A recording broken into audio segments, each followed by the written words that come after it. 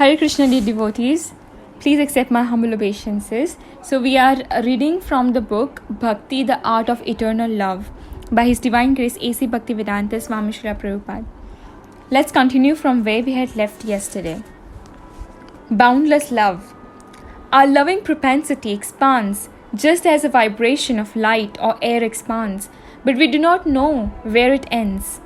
The nectar of devotion teaches us the science of loving every one of the living entities perfectly by the easy method of loving Krishna.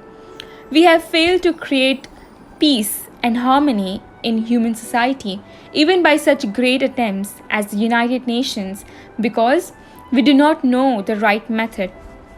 The method is very simple, but one has to understand it with a cool head. The nectar of devotion teaches all men how to perform the simple and natural method of loving Krishna, the Supreme Personality of Godhead. If we learn how to love Krishna, then it is very easy to immediately and simultaneously love every living being. It is like pouring water on the root of a tree or supplying food to one's stomach. The method of pouring water on the root of a tree or supplying food to the stomach is universally scientific and practical, as every one of us has experienced. Everyone knows well that when we eat something, or in other words, when we put food into the stomach, the energy created by such action is immediately distributed throughout the whole body. Similarly, when we pour water on the root, the energy thus created is immediately distributed throughout the entirety of even the largest tree. It is not possible to water the tree part by part, nor it is possible to feed the different parts of the body separately. The nectar of devotion will teach us how to turn the one switch that will immediately brighten everywhere. One who does not know this method is missing the point of life. As far as the material necessities are concerned, the human civilization at the present moment is very much advanced in living comfortably, but still we are not happy because we are missing the point. The material comforts of life alone are not sufficient to make us happy. The root cause of our dissatisfaction is that our dormant loving propensity has not been fulfilled despite our great advancement in the materialistic way of life. The nectar of devotion will give us practical hints how we can live in this material world perfectly engaged in devotional service and thus fulfilling all our desires in this life and the next. The nectar of devotion is not presented to condemn any way of materialistic life, but the attempt is to give information to religionists, philosophers, and people in general how to love Krishna. One may live without material discomfiture, but at the same time, one should learn the art of loving Krishna. At the present moment, we are inventing so many ways to utilize our propensity to love, but factually, we are missing the real point, Krishna. We are watering all parts of the tree, but missing the tree's root. We are trying to keep our body fit by all means, but we are neglecting to supply food to the stomach. Missing Krishna means missing oneself also. Real self-realization and realization of Krishna go together simultaneously. For example, seeing oneself in the morning means seeing the sunrise also. Without seeing the sunshine, no one can see himself. Similarly, unless one has realized Krishna, there is no question of self-realization. Definition of pure devotional service. The authorized descriptions of bhakti or devotional service following in the footsteps of previous acharyas can be summarized in the following statement of Śrila Rupa Goswami.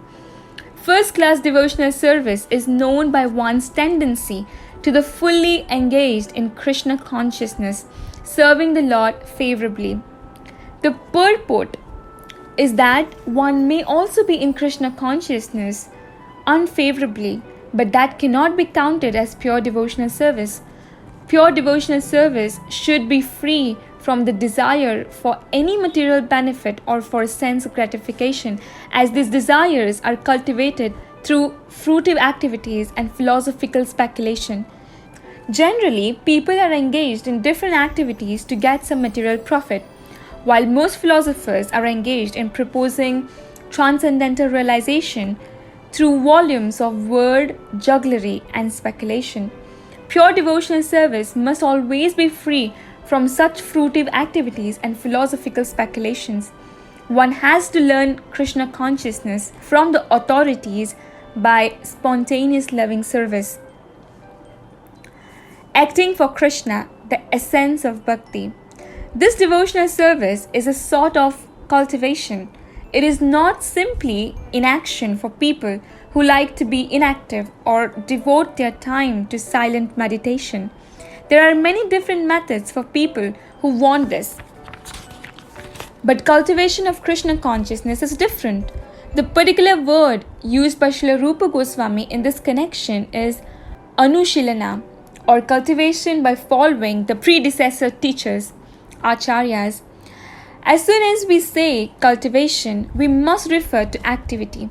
Without activity, consciousness alone cannot help us. All activities may be divided into two classes. One class may be for achieving a certain goal, and the other may be for avoiding some unfavorable circumstance. In Sanskrit, these activities are called pravritti and nivritti, positive and negative action. There are many examples of negative action. For instance, a diseased person has to be cautious and take medicine in order to avoid making his illness worse. Those who are cultivating spiritual life and executing devotional service are always engaged in activity. Such activity can be performed with the body or with the mind. Thinking, feeling, and willing are the activities of the mind. And when we will to do something, the activity comes to be manifest by the gross bodily senses.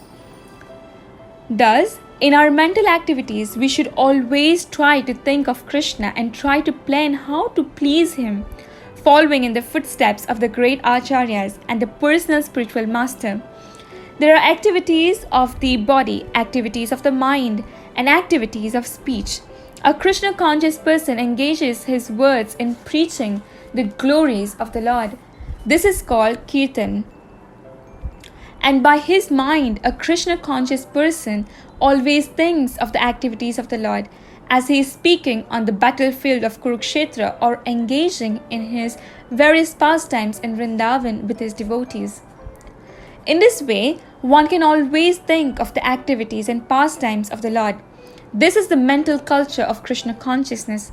Similarly, we can offer many services with our bodily activities, but all such activities must be in relationship with Krishna. This relationship is established by connecting oneself with the bona fide spiritual master, who is the direct representative of Krishna in the disciplic succession. Therefore, the execution of Krishna conscious activities with the body should be directed by the spiritual master and then performed with faith. The connection with the spiritual master is called initiation. From the date of initiation by the spiritual master, the connection between Krishna and a person cultivating Krishna consciousness is established. Without initiation by bona fide spiritual master, the actual connection with Krishna consciousness is never performed. This cultivation of Krishna consciousness is not material. The Lord has three general energies, namely the external energy, the internal energy, and the marginal energy. The living entities are called marginal energies, and the material cosmic manifestation is the action of the external or material energy. Then there is the spiritual world, which is a manifestation of the internal energy. The living entities, who are called marginal energy, perform material activities when acting under the inferior external energy, and when they engage in activities under the internal spiritual energy, their activities are called Krishna conscious. This means that those who are great souls or great devotees do not act under the spell of the material energy, but act instead under the protection of the spiritual energy. Any activities done in devotional service or in Krishna consciousness are directly under the control of the spiritual energy. In other words, energy is a sort of strength, and this strength can be spiritualized by the mercy of both the bona fide spiritual master and Krishna. In the Chaitanya Charitamrita by Krishnadas Kaviraj Goswami, Lord Chaitanya states that it is a fortunate person who comes in contact with the bona fide spiritual master by the grace of Krishna. To one who is serious about spiritual life, Krishna gives the intelligence to come in contact with the bona fide spiritual master. And then, by the grace of the spiritual master, one becomes advanced in Krishna consciousness. In this way, the whole jurisdiction of Krishna consciousness is directly under the spiritual energy, Krishna and the spiritual master. Let's conclude here for the day. Thank you very much. Śrila Prabhupāda ki jai.